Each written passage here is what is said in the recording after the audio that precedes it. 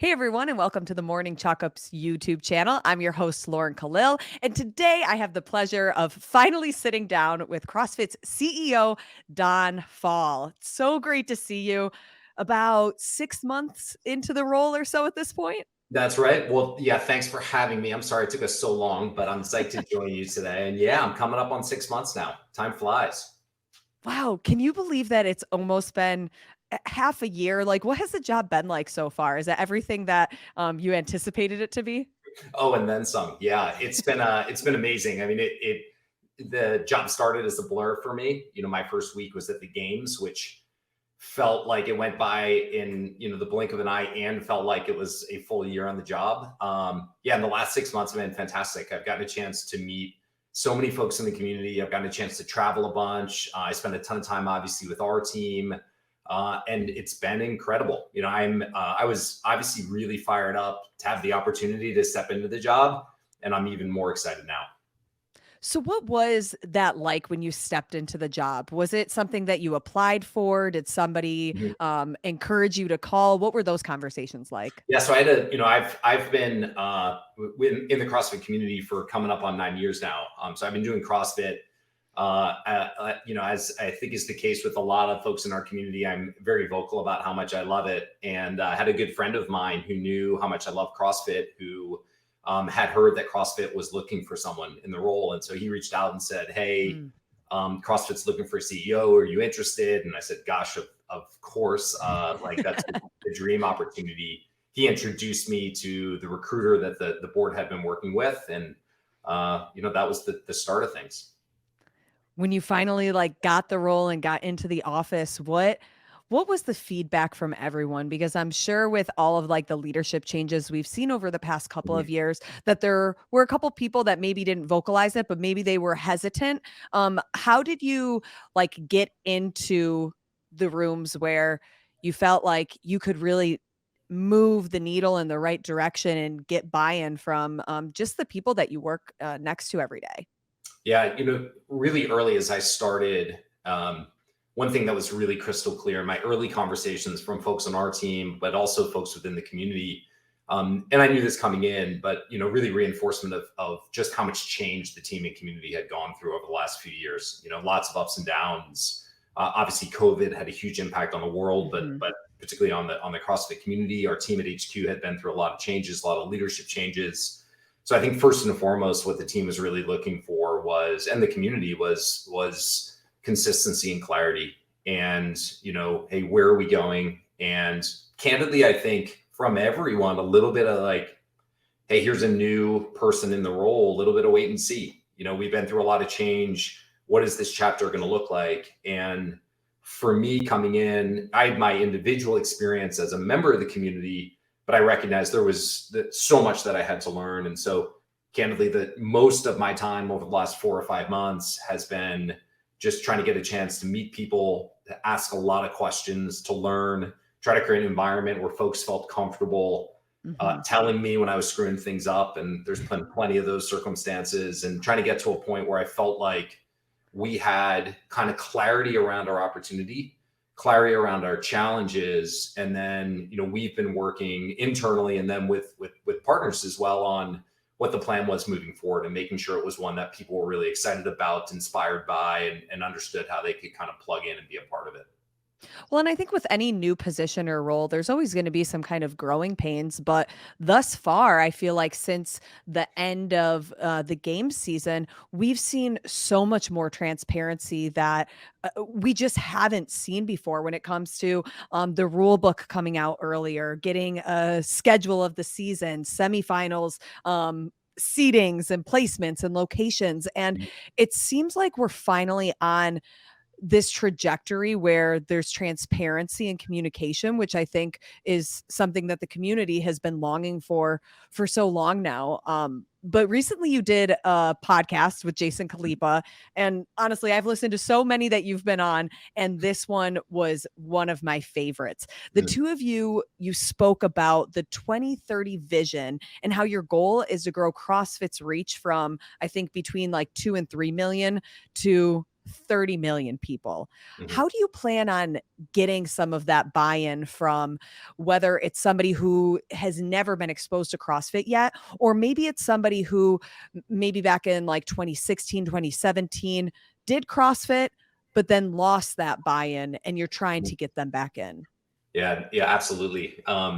You stated, that is our kind of singular focus. We talk about like our true north. Our responsibility, I think, is playing a role in helping reach more people. CrossFit has touched so many lives. Mhm. As you referenced, we think it's 2 to 3 million. Candidly, we don't know. We can't measure the number of people today who do CrossFit. That's something we want to change over time. And absolutely clear as you talk to folks that you've had the experience, I've had the experience. CrossFit really fundamentally changes people's lives in a really meaningful sort of way. And it's incredible what the community has accomplished over the course of the last 20 years. Yet most of the opportunity is in front of us. And as I've talked to folks on our team, as I talk to folks in the community, I think everyone recognizes that as incredible as the work that we've done so far, there is a huge opportunity to reach so many more people. And 30 million sounds like a big number. I think it's still just the start, candidly. When you think about the number of people out there who could benefit from, what we know can be a life-changing experience, super important. So how we do that, first, this is our number one priority at HQ. I think our job is about being exceptional custodians of the brand, making sure people understand what CrossFit is and how it can be relevant for them. And then we partner with affiliate owners and coaches who are the ones doing the hard work to actually change lives. So we got to get folks in the door. Then we hand it over. Then it's affiliate owners' job and coaches to drive that transformation. For us, we'll do that, in a variety of different ways. The first is with a real emphasis on storytelling. It's something that I think HQ has been really extraordinary at in the past. When you look at our periods of highest growth, it's when we had a Mhm. huge investment in elevating those stories that are happening inside of boxes all around the world that can help people realize that CrossFit, is relevant for anyone. Help demystify it for folks who haven't had a chance to experience it. So you'll see us doing a lot of that. We kicked off a campaign about a month ago called The Magic of CrossFit. I think Oh, it's yeah. exceptional work. So you'll see a lot more of investment from us on that front. You'll see a lot more work with partners working together on kind of growing the community, growing the ecosystem. Yeah, and even I love that you talk about the initiative of the Magic of CrossFit campaign. I love it. I love the thought of kind of reinvesting in the media.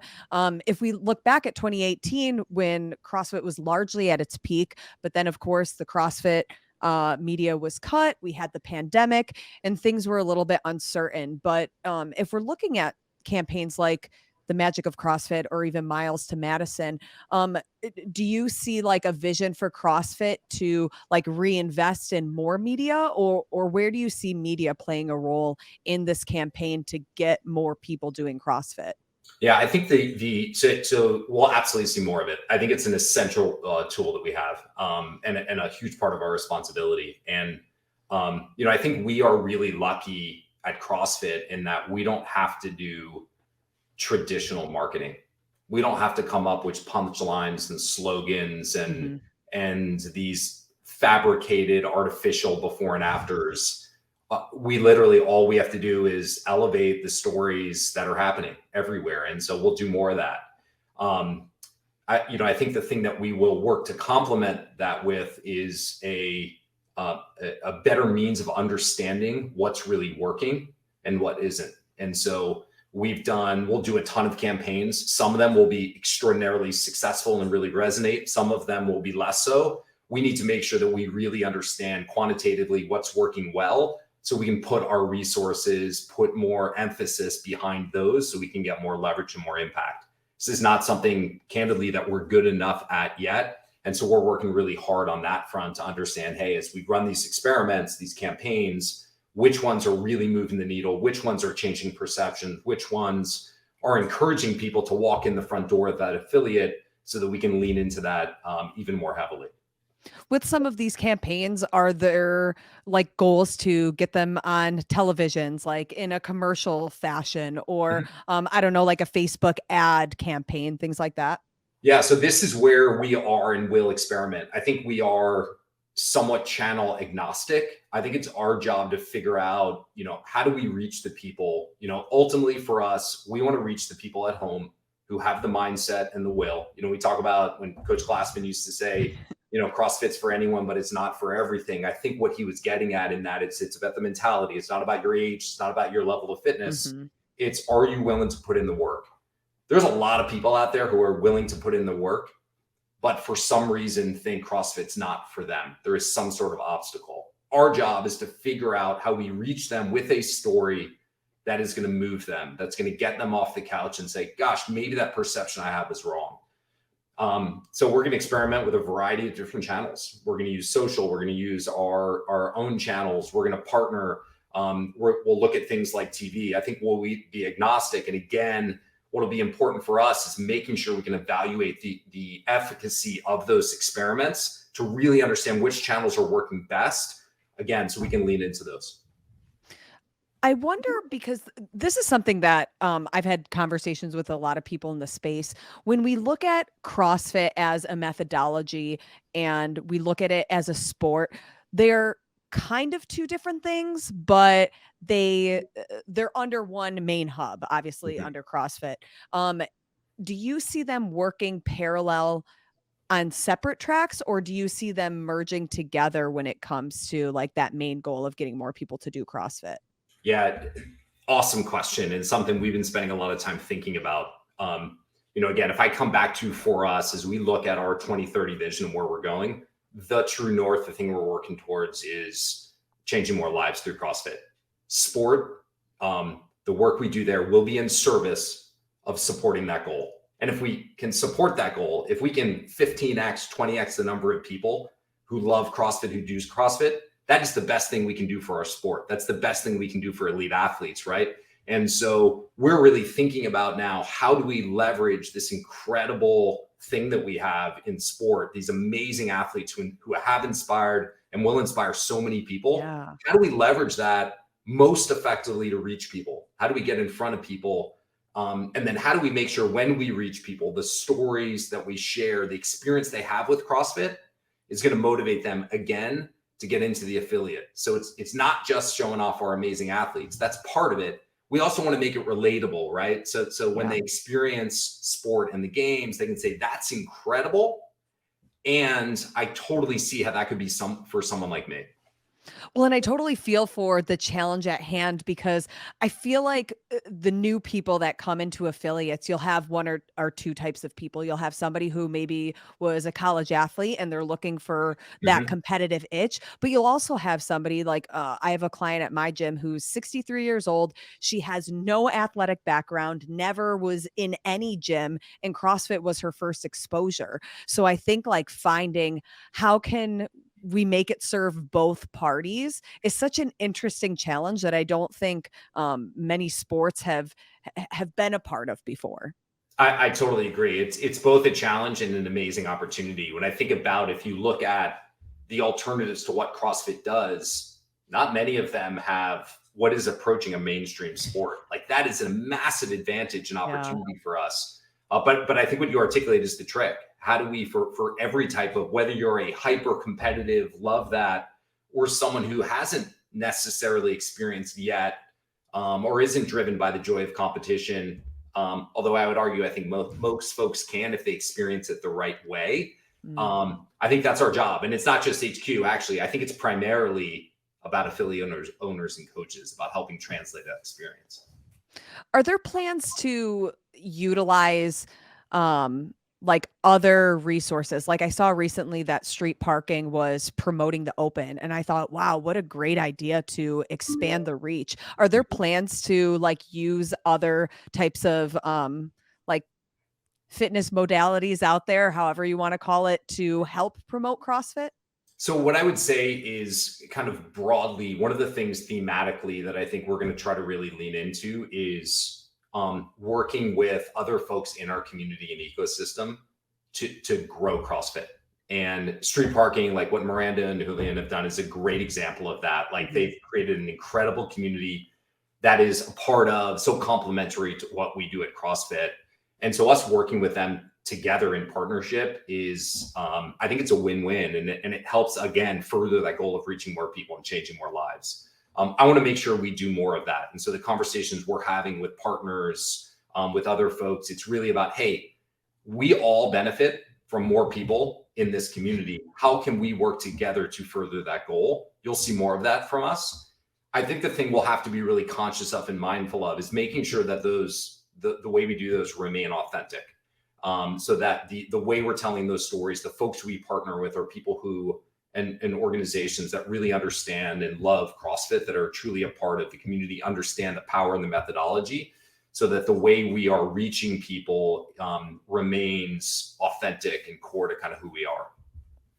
Do you see a place, like we've kind of talked a little bit about like what CrossFit media and like the resources you guys are going to do in helping this mission, but we're at this point where it seems like there's even more outside media covering the sport of CrossFit, whether Yeah. it's a podcast, a vlog, a YouTube channel. Is there anything that you want to see more of from like the outside media? Yes, absolutely. Tell us, Don. We got to know. How much time do we have, Lauren? Look, As I'd much say, time as you want. yeah, I love it. I love it. So again, I think this is another area where I think we can do a better job of working together. Again, and I think having a diversity of perspectives and points of view within this community from a media perspective is both important and healthy.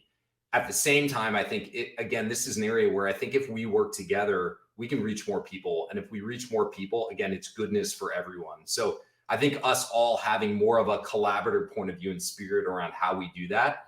I would love to see more of that. I would love to see, folks lifting up the exciting, inspirational stories. A lot of folks are already doing that, but I think those are the things that really, really move the needle.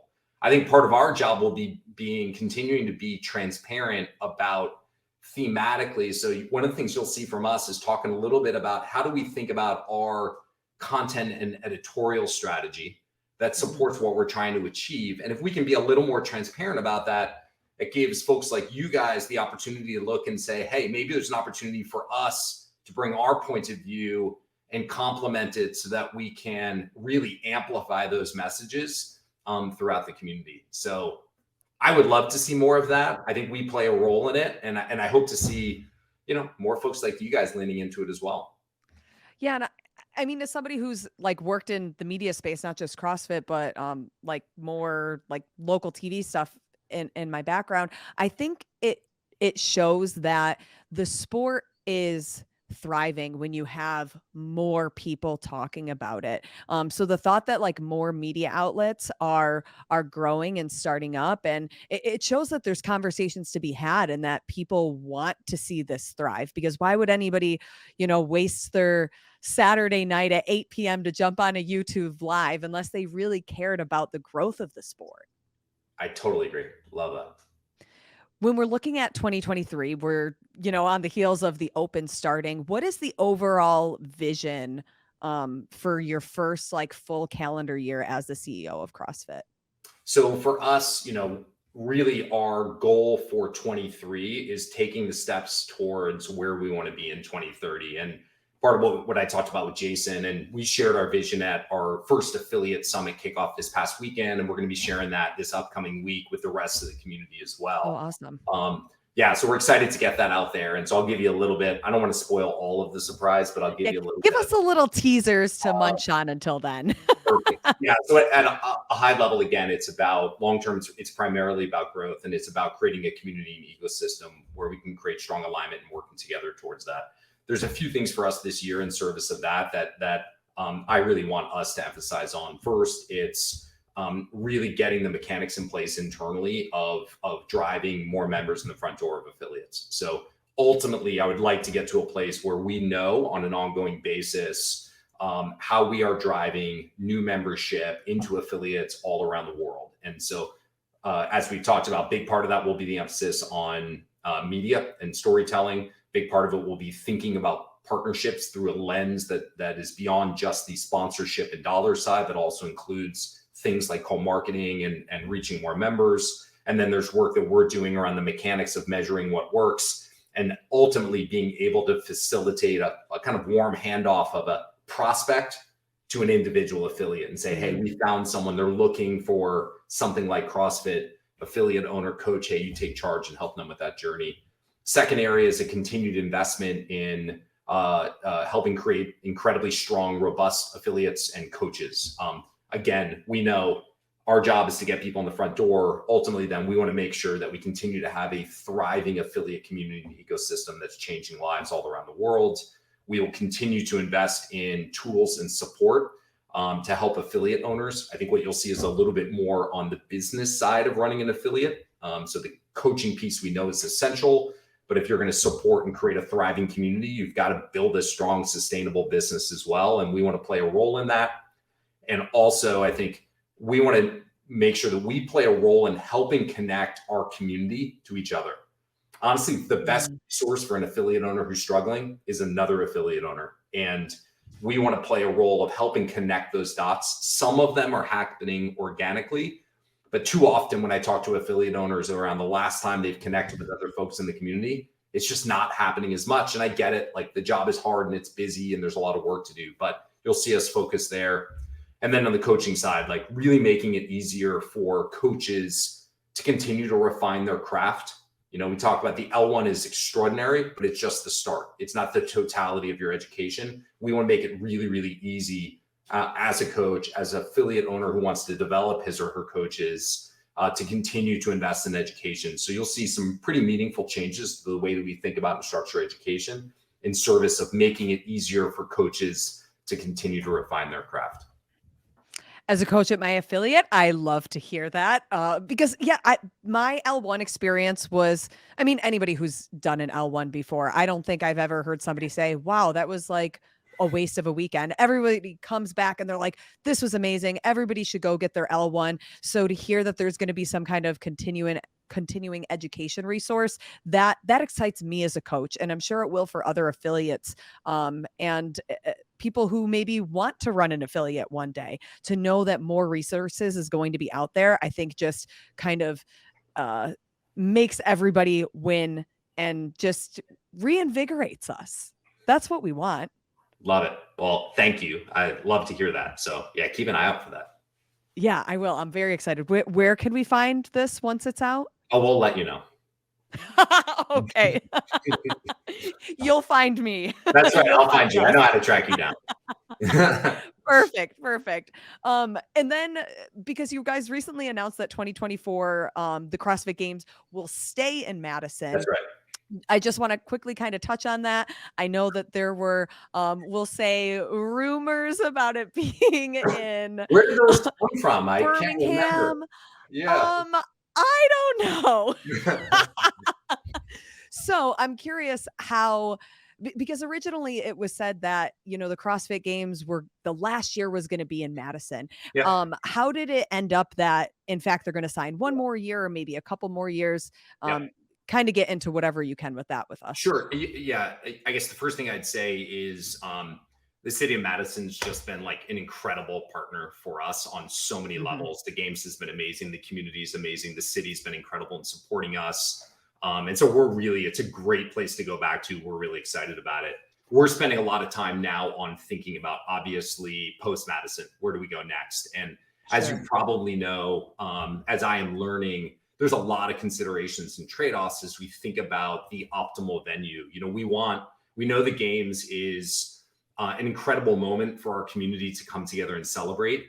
And so we want to make sure that we find a place that people are excited to come to, that's easily accessible, that has venues that support what we want to deliver in terms of the athlete experience. We want to make sure it's a market that allows our partners to come and be really excited about the opportunity that exists. We want the community dynamic to be kind of just right, you know, not too big, not too small. So we are spending a lot of time now on, 25 and beyond. And I'm fired up. We have got some big ideas. And so we're not quite ready yet to share, but when we are, I think folks are going to be pretty fired up. Will the next contract for a location be in the US or are we looking outside the US? You're going to have to wait and see. Sorry. Okay. I was expecting that response, but you never know. I'm just going to throw it out What I there. will say, we will be international. I don't have a date yet on it, but it is absolutely a goal of ours. And that's coming. So no specific dates yet, but know that that's very, very top of mind for us. Wow. Really cool. Well, Don, I'm super excited about everything that we talked about, your goals, your vision. I feel like ready to go. I could go do a workout. I'm so excited right now.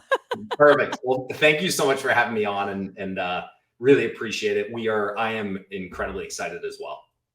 Awesome. Good things to come. We'll chat soon. All right. Thanks, Lauren.